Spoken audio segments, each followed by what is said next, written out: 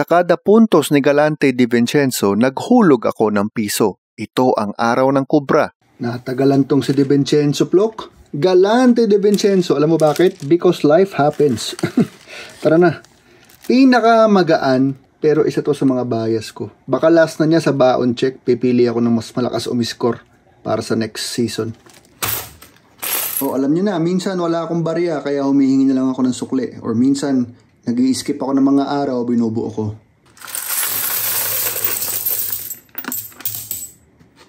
Woo!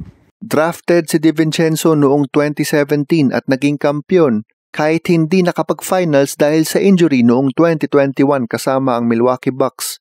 Doon pa lang sa mga panahon na yon, dahil sa fantasy basketball na aming nilalaro, napapansin ko na ang numbers ni DV at palagi siyang across the board. Kahit mababa ang puntos, may assist, rebound, tres, blocks, steals across the board.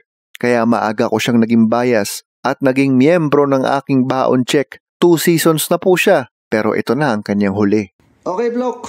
Computation portion. Galante Di Vincenzo.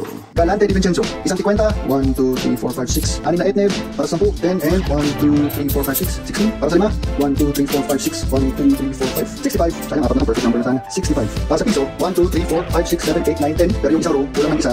At ang dito yung butal, bale 190. 1, 2, 3, 4, 5, 6, 7, 8. 198 equals 50, 120, 160, 65 times 5 equals 325, 325, and 198. For a total of 5 plus 8 is 13. Carry over 1, 6, 8, 14, 16, 25. Carry over 2, 2, 3, 4, 7, 853. Cutie cute.